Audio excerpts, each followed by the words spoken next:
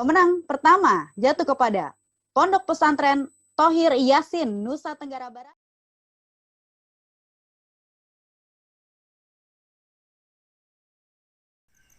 Oke, assalamualaikum warahmatullahi wabarakatuh. Selamat pagi, selamat siang, dan selamat sore, bahkan selamat malam untuk semua sahabat-sahabat Jejak Lombok dimanapun berada. Di sini kita akan mewawancarai pengurus MDSM Pondok Pesantren Thohir Yasin di Jejak Lombok Channel.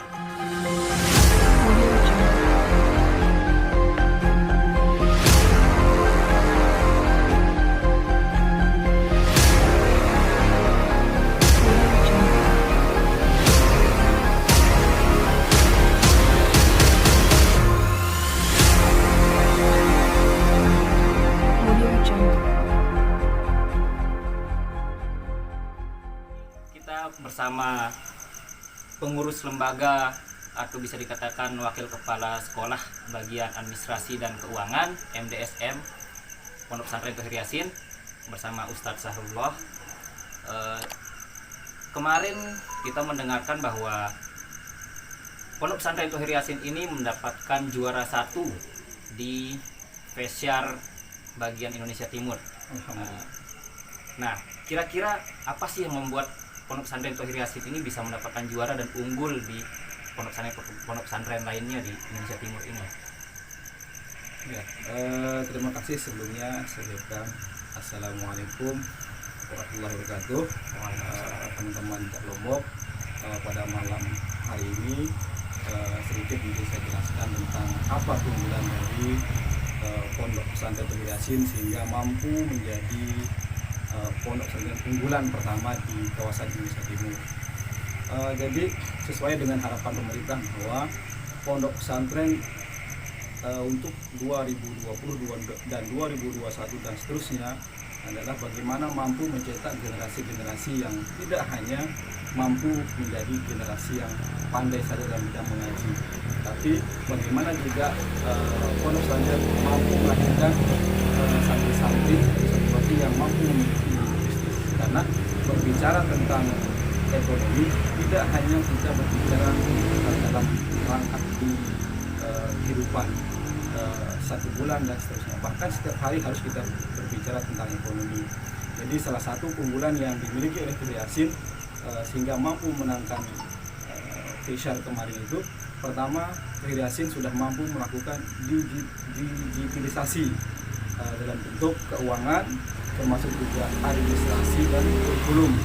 Jadi digitalisasi ini adalah salah satu program di mana wali santri sekarang ini untuk melakukan pendaftaran itu tidak perlu datang ke pondok, tapi mereka harus melalui online, termasuk juga pembayarannya, termasuk juga uang belanja dan sebagainya. Nah, itu yang kita lakukan sehingga satu santri itu memiliki ATM. Nah, ATM itu berfungsi sebagai kartu santri, dan ketika mereka belanja mereka juga menggunakan ATM tersebut. Nah, itu yang pertama. Yang kedua, keunggulan yang kedua itu kita melakukan sistem holding dalam usaha.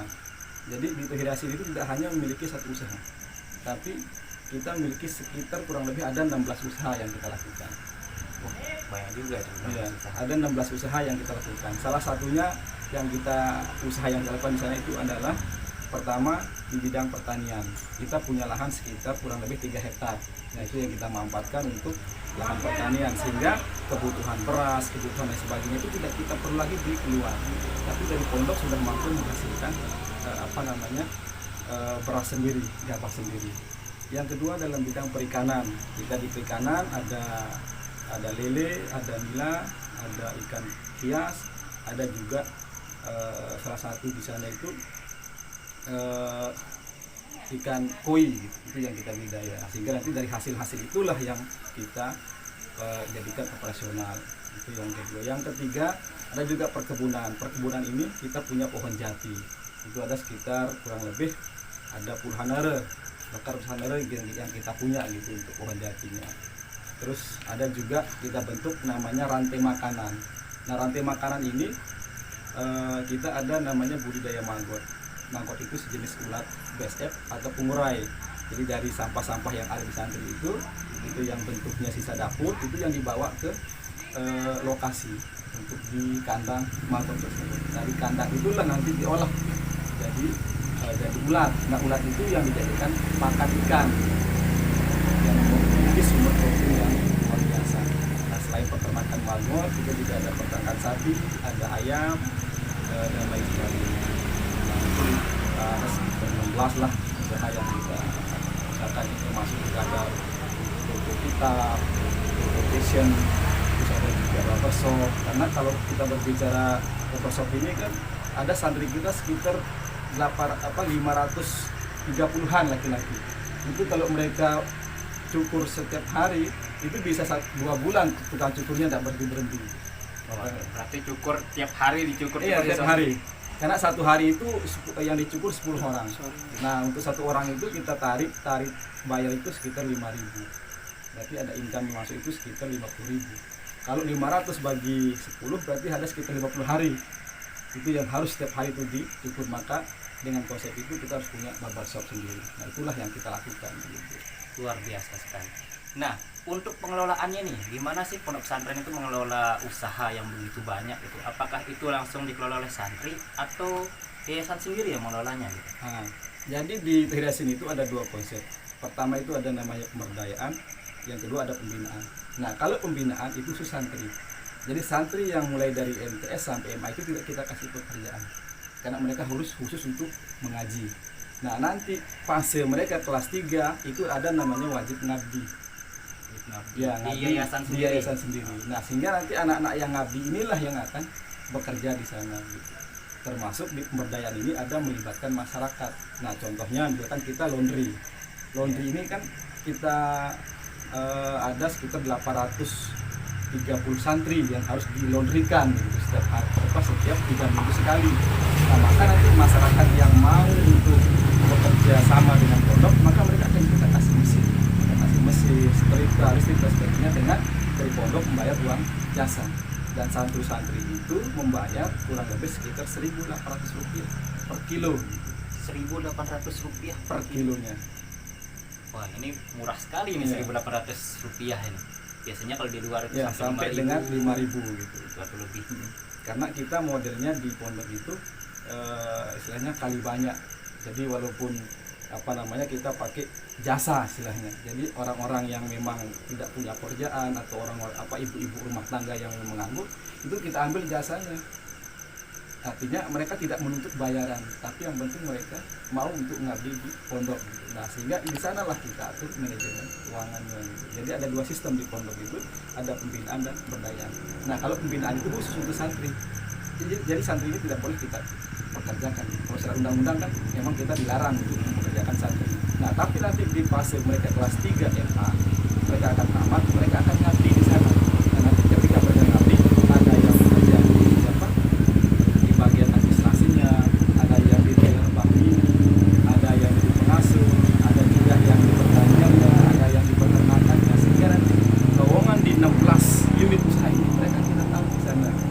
Selain itu juga ada masyarakat yang luar biasa. Jadinya dari menuntut ilmu langsung dipraktikkan setelahnya. Ya, langsung dipraktikkan. Nah, ini juga yayasan pondok pesantren ini bisa dikatakan nggak jauh beda dengan, ya kalau sekarang kan pariwisata lah yang membuat masyarakat itu mencari perekonomian mereka. Nah, yayasan pondok pesantren ini kayaknya sudah mampu untuk memberikan masyarakat pemasukan dari perekonomian. Itu luar biasa sekali. Nah, yang terakhir nih, harapan pondok pesantren ke depannya itu setelah mendapatkan juara spesial ini seperti apa? Jadi harapan kita bahwa tidak hanya pondok pesantren Yasin yang mampu untuk melakukan hal-hal seperti ini, tapi kita berharap bahwa semua pondok yang ada di Lombok Timur, Lombok Tengah, bahkan Surabaya mampu setiap suatu terus melakukan inovasi, terus mereka berkreasi. Tidak hanya harus mengharapkan bantuan-bantuan dari artinya seperti apa yang kita lakukan hari ini adalah tidak harus kita mengharapkan dari pemerintah. Jadi untuk yang kemarin kita lomba ini sebenarnya tidak ada niatan, tapi kita belajar bahwa bagaimana caranya supaya pondok Hiras ini menjadi pondok yang mandiri. sehingga itulah muncul satu ide, muncul satu usaha, terus begitu. Akhirnya dari sanalah muncul dari BI bahwa ada pondok yang memiliki ide seperti itu. Dan alhamdulillah disorot, belum mendapatkan juara satu di Indonesia Timur. Luar biasa. Itulah beberapa dari pondok pesantren Tohir Yasin yang bisa kita katakan berada di tengah-tengah masyarakat, apalagi dengan mutunya Tohir Yasin itu tidak kemana-mana tapi ada di mana-mana.